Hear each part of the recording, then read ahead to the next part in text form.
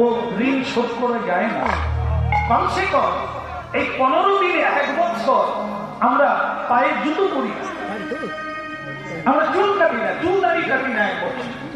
ওই মা বাবা ঋণ শোধ করার জন্য লোকের বাড়িতে গিয়ে ভিক্ষা চাইতে হয়, মাথা নিচু করতে হয়। আমার গুরুদেব আমাকে নিয়ে, আমার বাবা যখন পরলোকে চলে গেলে আমার গুরুদেব আমাকে নিয়ে ভিক্ষায় গেল। আমি বললাম, গুরুজি ভিক্ষার তো দরকার নেই, যা আছে তার মধ্য দিয়েই হয়ে যাবে।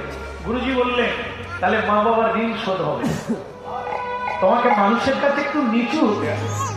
মা বাবা অনেক কষ্ট করেছে, সেটা তুমি পারবে না, তাই একটু নিচু হও।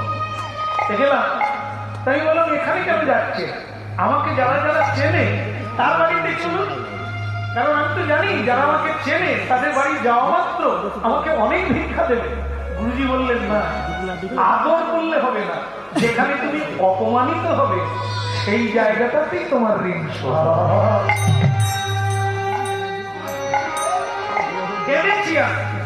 এমন তিরস্কার করেছে, বলছে এই ব্যবসা কতদিন শুরু করেছো? আজ বাবা মরে গেল, কাল মা মরে গেল, কাল মুখ মরে গেল, কতদিনের ব্যবসা? 1 টাকা ছুড়ে দিলে আমার চোখ দিয়ে জল এসে গেল। হরিনাম শুরু করে দিয়েছি, মানুষ চিনতে শুরু করেছে, মানুষ ভালোবাসে। এরকম করে তিরস্কার করলেন, আমি ব্যবসা করছি। গুরুজি পিঠে হাত মিলিয়ে বললেন, যাক তোর কাজ হয়ে গেল, এই যে তোর চোখে জল এলো, তুই অপমানিত হলি, এটাই তো ঋণ শোধ। এতে চরিত্র গঠন হয়। গুরুগৃহে শিষ্যকে গুরুদেব ভিক্ষায় পাঠায় চরিত্র গঠনের জন্য, অভাবের জন্য।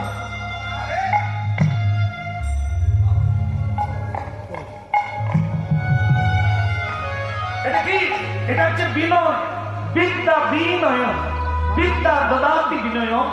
মহাপ্রভু শিক্ষা দিলেন, ত্রিনাম কি শুনতে, হরিনাম যদি গাইতে হয়, হরিনাম যদি পেতে হয়, তার কৃপা যদি পেতে হয়, সর্বাগ্রে কি করতে হবে? এটা শিখতে হবে, নাহলে হরিনাম ভর্ষে কি দেওয়া হবে? মানুষের কাছে বিনয়ী হও, মানুষকে সম্মান করো, তবে তো তুমি হরিনাম গাইলে অধিকার পাবে, হরিনামের কৃপা পাবে।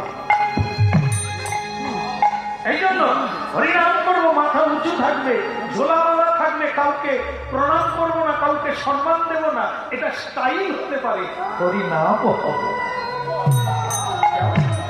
এই জন্য মহাপ্রভু পথ দেখিয়ে দিয়েছে, ভিক্ষা চাও, যা সদানন্দ ভিক্ষা চাইতে যাও, তোমার চরিত্র গঠন হবে, তুমি বিনয়ী হবে, তবে তুমি ভিক্ষাপ্রাপ্ত হবে, তবে তুমি কৃষ্ণ।